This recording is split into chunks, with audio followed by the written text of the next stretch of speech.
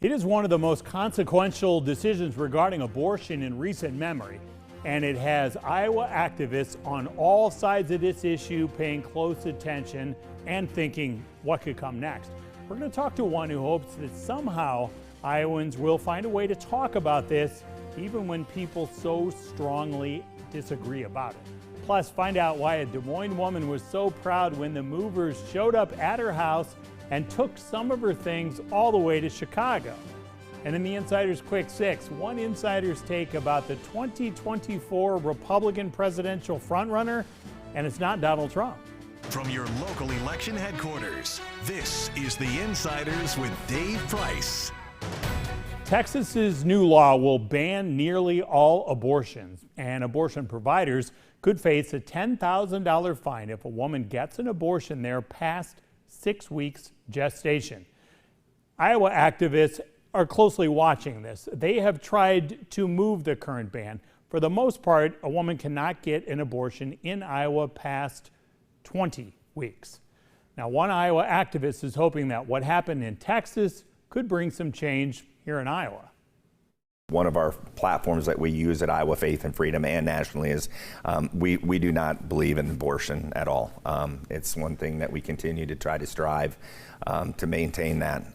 We believe in abstinence in this organization, and we think that's what needs to be used.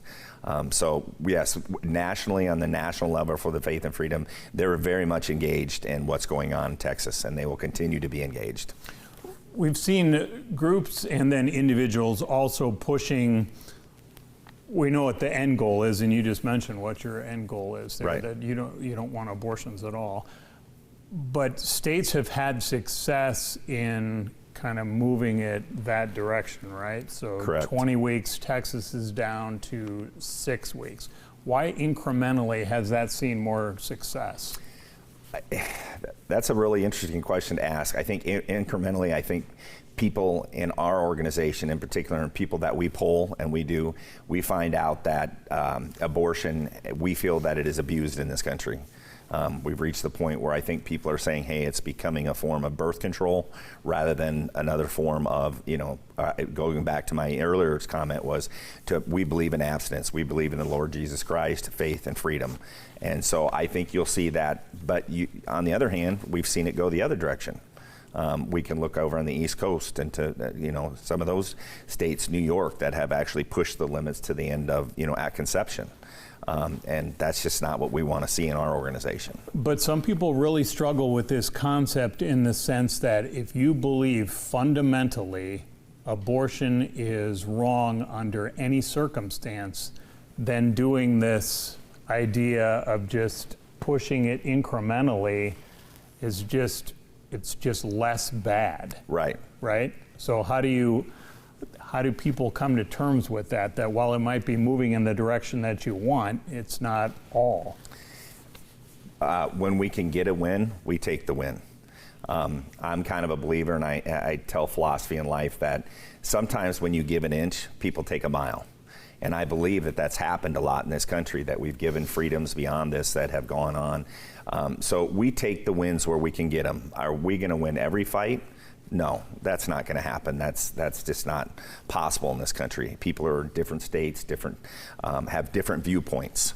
They have a lot of different things. I mean, people's values in New York don't represent people's values in Iowa. Texas values, probably more in line with Iowa values, but California's not going to represent Iowa values. So we got to take the wins where we can get them. Okay, looking at the State Department of Public Health numbers, in 2019, abortions in our state, they were up 25%. Last year, up another 14%. What's going on? I can't. I've been asked that question this week, and I can't really give it to you because it's something that we did see a billboard that attacked the governor at some point, and realized that we said that. I think they even advertised in the billboards they were up 63%. We don't believe those numbers. We have not dove into that. And that might be by decade or a couple of years by decade. Together. But at this point, I can't intelligently give you an answer to respond to that. It is something that we are looking at very strongly, though. And what can the organization do about it? both individually and as a group? Well, as far as an organization goes, so really our organization is a grassroots organization. We literally, during the last 2020 election, we knocked on over 300,000 doors. We actually had 2.4 million voter contacts in the state of Iowa, whether it's social media, telephone call, but so we're a true grassroots organization. So we work it from the ground up, and we're the only organization right now in Iowa that is handling to this level of that type of exposure to people. So we educate people. All we can do is provide education, and the voters are going to have to decide what they want to do. But we also lobby at the State House. We're also down there interactively. We have paid full-time lobbyists that we go down, we interact with the legislators and figure out what we can do on our end to help this out. Okay, on the 18th of this month, you have Congressman Devin Nunes coming in. Yes. Why that choice? You know, first of all, he is a dynamic speaker. He draws people like anybody else who don't. You want somebody who's going to draw somebody, and I knew he would draw it. Fortunately, his social media staff are personal friends of mine, so I called him up and said, "Do you think so you have a connection?" I have a connection. Do you think Devin would like, Congressman Nunes would like to come? But you know, also, I mean, here's a guy that got the Presidential Medal of Freedom from President Trump. You know, it's something that he works hard and believes in American values and systems, and he is a relentless fighter. I mean, he is just tenacious when he wants to get something done. So for our people that represent our organization, it was a natural fit. Okay, go behind the scenes a little bit. I know for your logistics people, this isn't nearly as funny, but for the group as a whole, it's a positive to outgrow your facility, right? Absolutely. You plan an event, too many people show up. Yep. While that may make you feel good at the end of the day, for those who do logistics, it's a nightmare Sure. at the time, and it can be a nightmare for people in the audience too. But what do you think's happening right now? This has happened to you for a couple of different events that I remember that you had to push past what you originally planned. But just more broadly, are people more dialed into politics, to issues? What's happening? Once again, I think politics has become more divisive than it's ever been in the history of the world right now. We literally are having a hard time crossing aisles. We're having a hard time, I always tell people one of the reasons that, and we can go back and I'll even mention it, one of the reasons that Newt Gingrich was successful, and when he was with House Speaker, he had a contract with America. Him and Bill Clinton could reach across party lines and they could come up with things. Do we all agree with everything? No. Am I going to agree with my state senator every time they do something? Probably not. But for 98% of the time, absolutely. They do exactly what I feel is in our interest in Iowa, and I really do. So I just think politics has become so divisive that people are now starting to really get involved. And I don't think the media is helping it at all either. I think the media fuels a lot of the fire. I think that's part of a problem that we're having is there needs to be more factual information that's actually put out into the public. All right, so what do you think is going to unite?